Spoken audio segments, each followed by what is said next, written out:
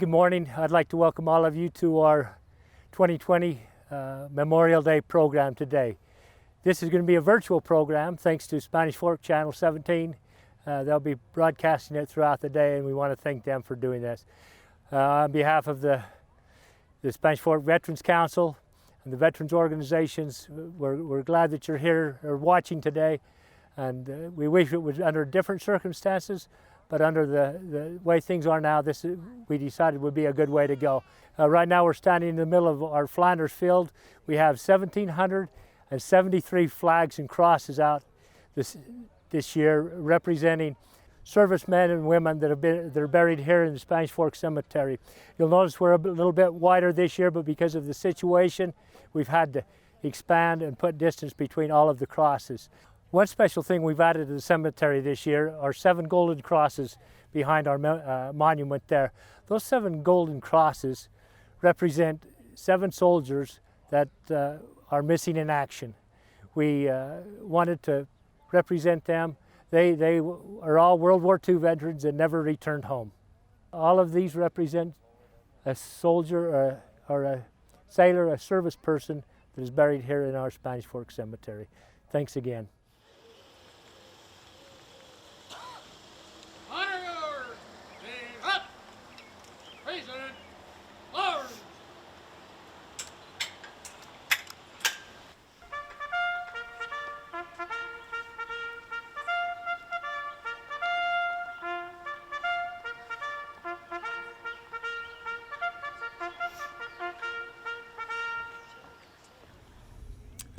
It is a great pleasure today for me to introduce our guest speaker, a young man that I've known for a whole lot of years. I admire him a lot. He's a great soldier. I'd like to introduce Command Sergeant Major Gregory Ludlow. Command Sergeant Major Ludlow was born and raised here in Spanish Fork. He joined the Army National Guard in Spanish Fork. He has served for our country for 27 years. Over his military career so far, he has held positions of increasing importance and responsibility. He has served as the First Sergeant of Battery C, 1st Battalion, 145th Field Artillery here in Spanish Fork, Command Sergeant Major, 1st Battalion, 145th Field Artillery, and currently is the Command Sergeant Major of the 65th Field Artillery Brigade at Camp Williams. Command Sergeant Major Ludlow has served 2 combat tours, one to Iraq and one to Afghanistan. Command Sergeant Major Ludlow currently lives in American Fork with his wife Wendy and 5 children. Besides serving his country in the military, he also serves his community as a sergeant on the American Fork Police Department. At this time, I'd like to have Command Sergeant Major Greg Ludlow come forward.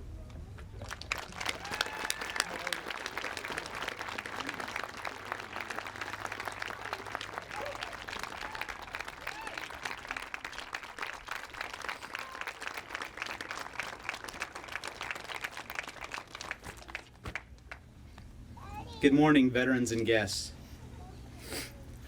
Just a minute. I know what kind of day this is going to be, so I came prepared. I leaned over and told Glenn Bradford that I thought I was prepared for this.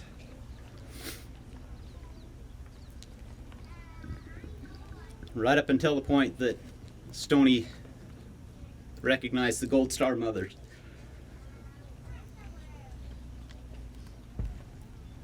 They and their families are the reason we're here today.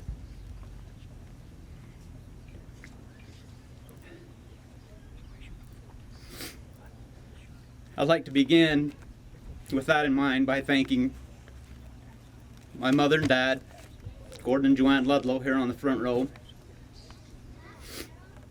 for making me who I am. My brothers and sisters for their support, my in-laws,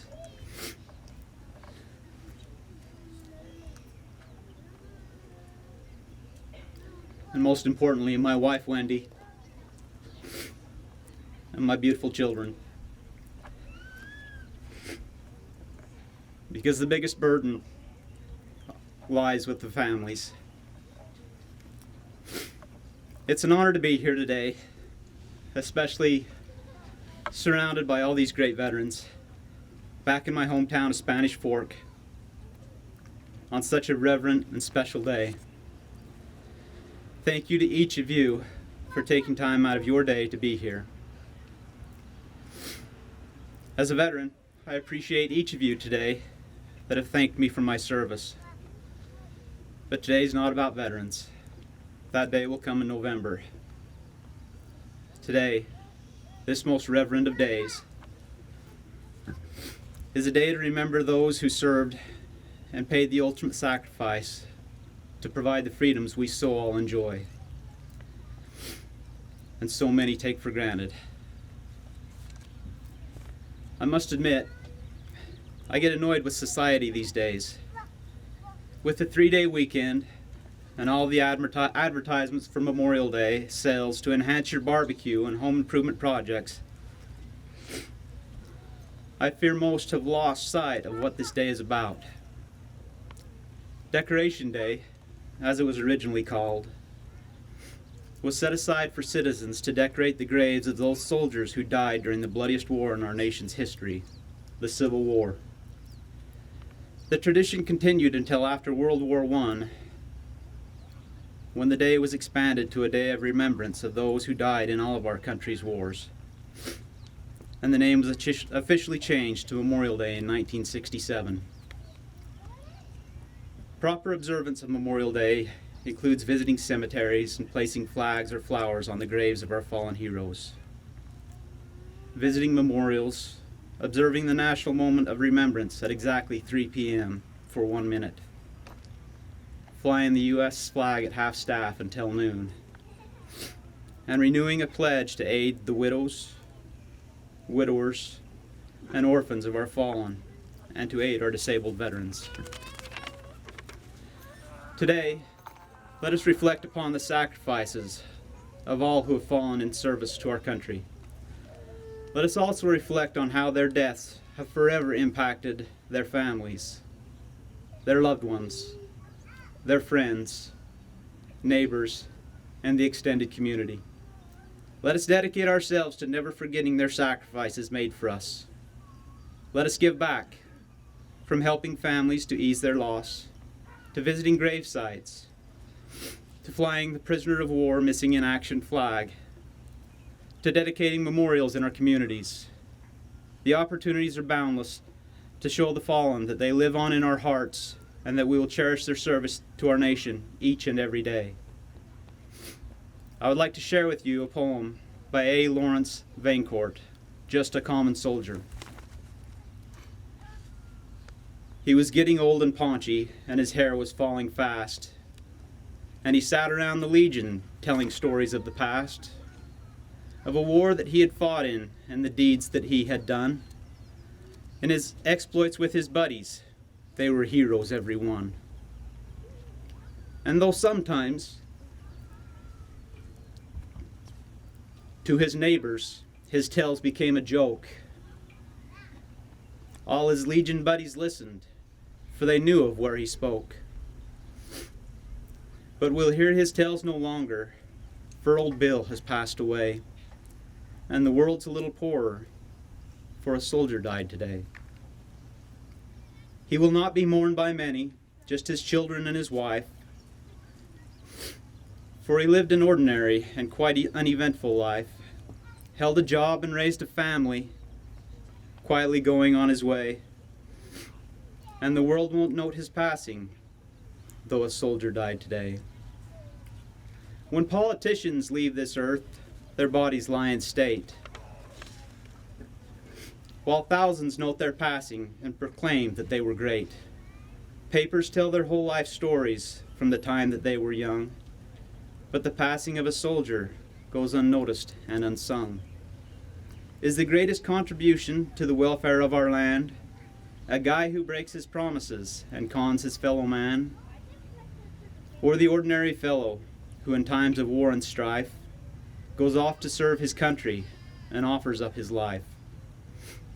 A politician's stipend and the style in which he lives are sometimes disproportionate to the service that he gives, while the ordinary soldier who offered up his all, is paid off with a medal and perhaps a pension small.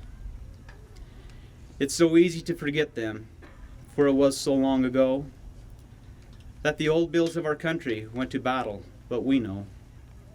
It was not the politicians with their compromise and ploys who won for us the freedom that our country now enjoys. Should you find yourself in danger with your enemies at hand, would you want a politician with his ever-shifting stand? Or would you prefer a soldier who is sworn to defend his home, his kin, and country, and would fight until the end? He was just a common soldier, and his ranks are growing thin. But his presence should remind us we may need his like again. For when countries are in conflict, then we find the soldier's part is to clean up all the troubles that the politicians start. If we cannot do him honor while he's here to hear the praise, then at least let's give him homage at the ending of his days. Perhaps just a simple headline in a paper that would say, "Our country is in mourning, for a soldier died today." Today, after you leave here and attend your barbecues and picnics, I hope we all will pause to reflect on and remember the over 1 million men and women who have bravely paid the highest price for the freedoms we all enjoy each and every day. And let us remember all those deployed today. They are far from home, but close to our hearts. Let us salute them and wish for their safe return. Most importantly, let us make Memorial Day every day by never failing to honor the men and women who gave their all. Their courage in the face of certain death will shine like a beacon on future generations through times of danger and uncertainty. Their sacrifice will serve as the staunchest of warnings to our enemies that we shall never abandon the cause of liberty. In closing, I would like to leave you with the words of President Ronald Reagan. Freedom is never more than one generation away from extinction. We didn't pass it on to our children in the bloodstream. It must be fought for, protected, and handed on for them to do the same. Today, the United States stands as a beacon of liberty and democratic strength before the community of nations. We are resolved to stand firm against those who would destroy the freedoms we cherish. We are determined to achieve an enduring peace, a peace with liberty and with honor. This determination, this resolve, is the highest tribute we can pay to the many who have fallen in the service of our nation. Thank you very much.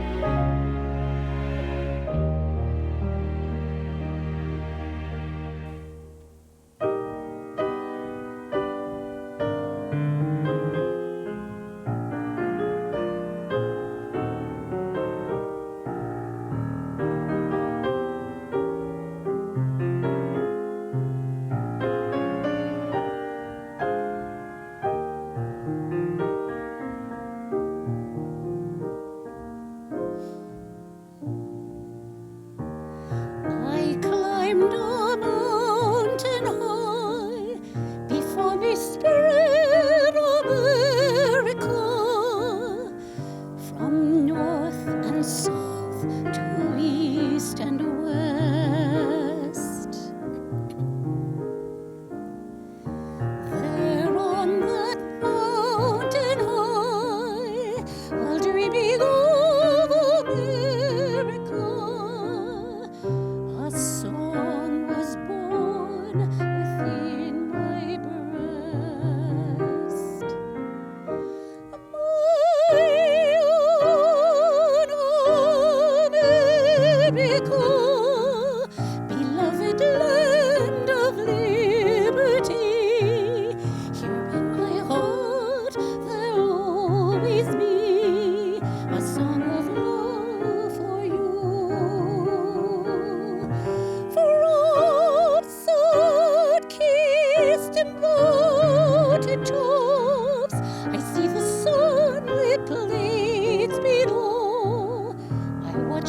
mighty rivers flow through my America.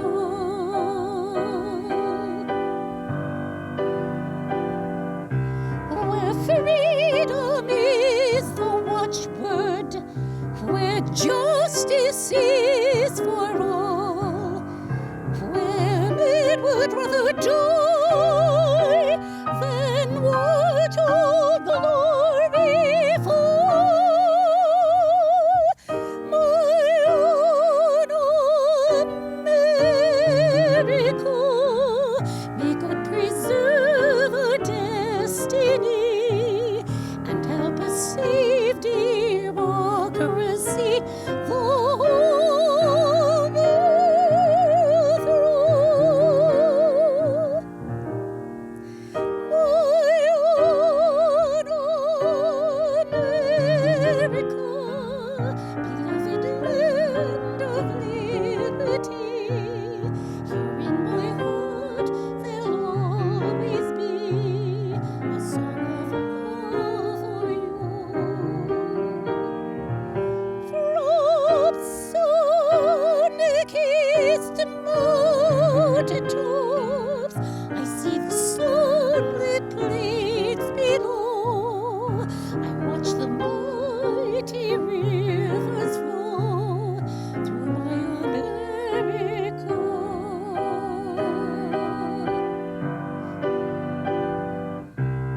Where freedom is the watchword, where justice is for all, where men would rather die than see old glory fall. My own America, may God preserve our destiny and help us save democracy, the whole world through.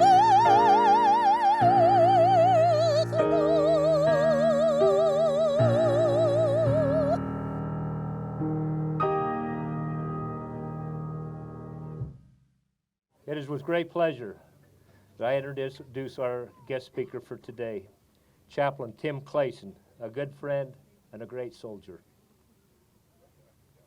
Chaplain Clayson was born in Payson, Utah, and is the son of Clark and Ruth Clayson. He is a 1990 graduate of Payson High School. We won't hold this against him, but he joined the Utah National Guard during his senior year of high school, and for 19 years was a member of C Battery, 1st Battalion, 145th Artillery in Spanish Fork. During this time, he served as section chief, platoon sergeant, and chief of firing battery. After returning from Iraq, he commissioned as a second lieutenant and is now serving as a chaplain for the 65th Field Artillery Brigade. Shortly after 9/11, Tim served with the 145th as they mobilized for 1 year as part of Operation Noble Eagle.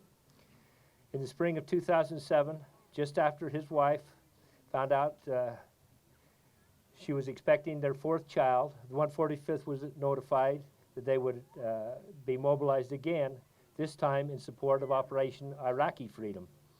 Tim and his wife Krista have been married for 22 years and have 5 children. Tim holds a Master's of Family and Human Development from Utah State University and a Master of Divinity from Lubbock Christian University. His military awards include the Army Achievement Medal, the Army Commendation Medal, the Meritorious Service Medal, and the Bronze Star. I have known him for a long time. He is a great NCO, leader, and now chaplain, serving soldiers and their families. It is with great pleasure I introduce to you Chaplain Tim Clayson.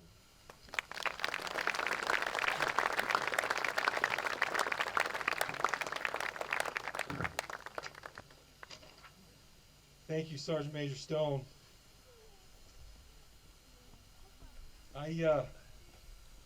Sergeant Major Stone was my first sergeant, going back a long time, and he had a whistle that he carried with him that called us for formation, and he had a way of exuding a gruff exterior. One that could fool a young private into thinking he was mean. We quickly learned better.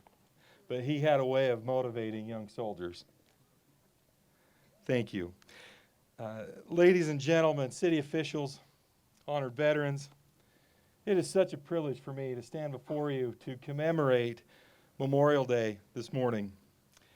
10 years ago, it's hard to believe that it's been that long, the Spanish Fork's Charlie Battery was just leaving for Iraq. I can clearly recall the send-off that day as the veterans of the city, the police, the fire department, the ambulance crew, and so many of the good citizens of this town, and of course our families, gathered to give us a warm and heartfelt send-off. As Sergeant Major Stone mentioned, I was a member of Charlie Battery for a long time. I have deep personal and family roots here in Spanish Fork. I appreciate you not holding my birth of Payson against me. I love this city. I feel like an adopted son. Perhaps maybe with the exception of Friday nights in the fall, but last I checked, that record was a little one-sided, so I'll probably just keep quiet about that. As you look at the veterans that you see with us this day, those who served during World War II, their fathers fought in World War I. That was called the Great War, or the War to End All Wars. It was a war with devastating loss, devastating suffering, and those who fought it viewed it as an investment of sorts so that their sons would not ever have to fight again. And that is a sentiment of which I have special appreciation.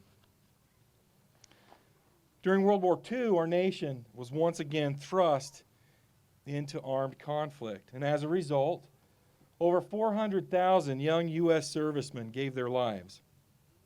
Of the 16 million who served, just over 620,000 remain with us today. And more than 600 die each and every day. With grit, determination, and an iron will of the united effort of a nation standing behind them, these warriors, along with those of the Allied powers, literally saved the free world. Together, they swiped victory away from the jaws of the Axis war machine. There are veterans you see with us this morning who fought in Korea and Vietnam. I have always been so proud that my uncle fought with the Spanish Fork Artillery Unit in Korea.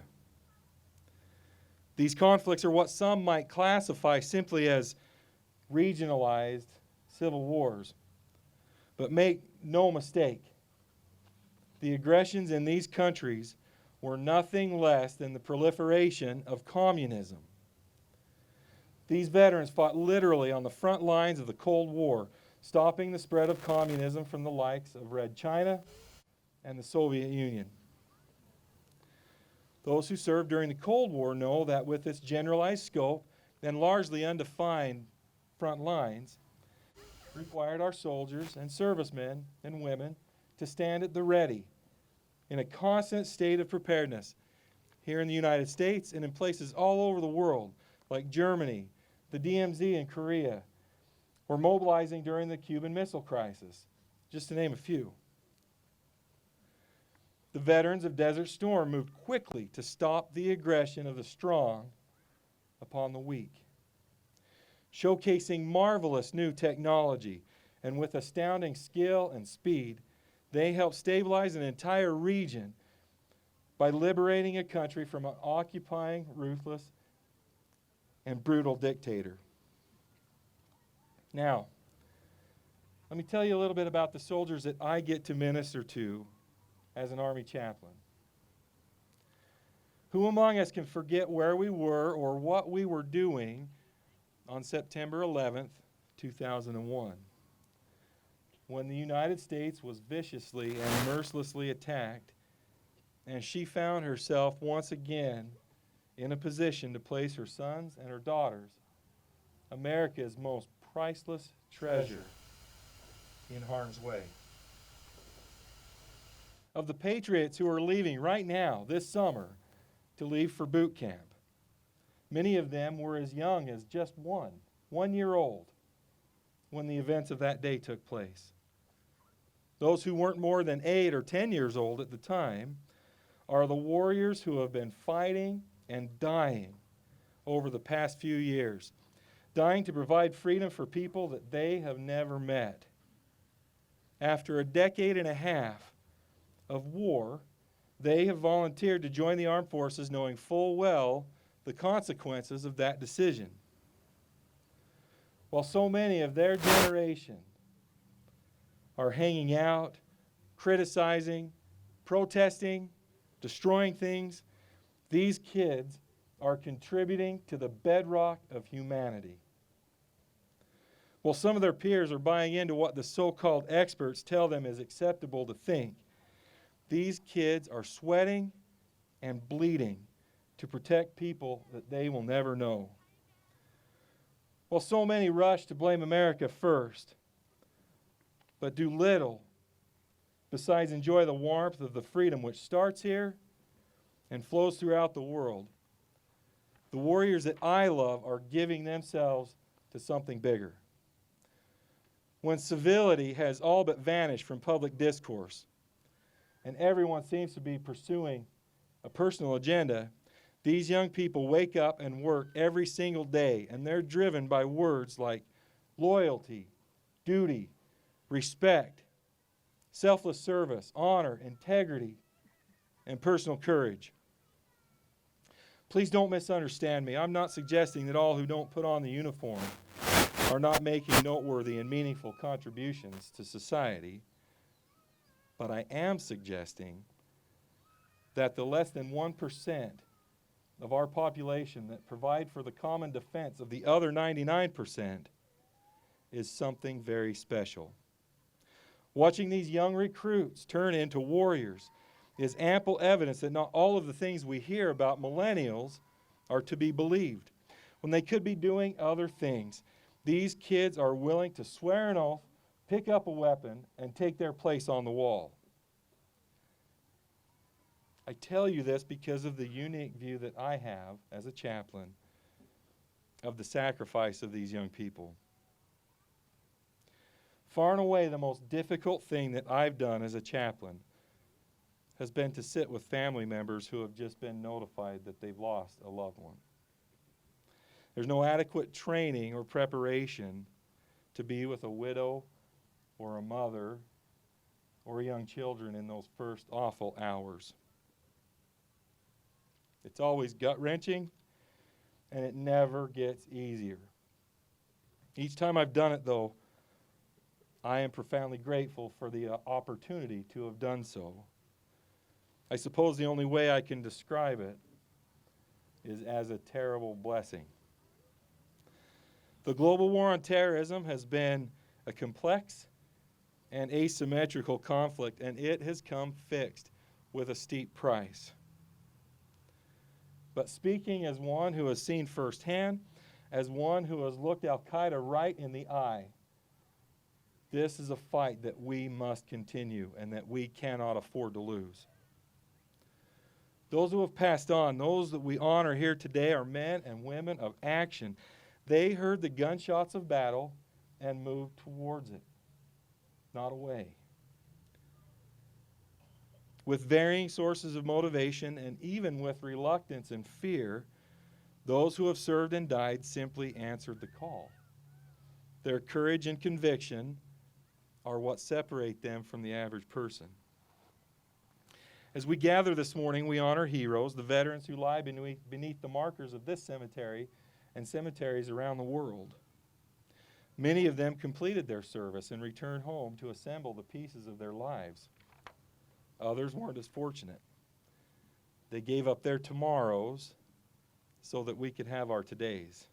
Young lives with limitless potential extinguished in relative infancy, leaving only a grieving mother, a wife, or perhaps children.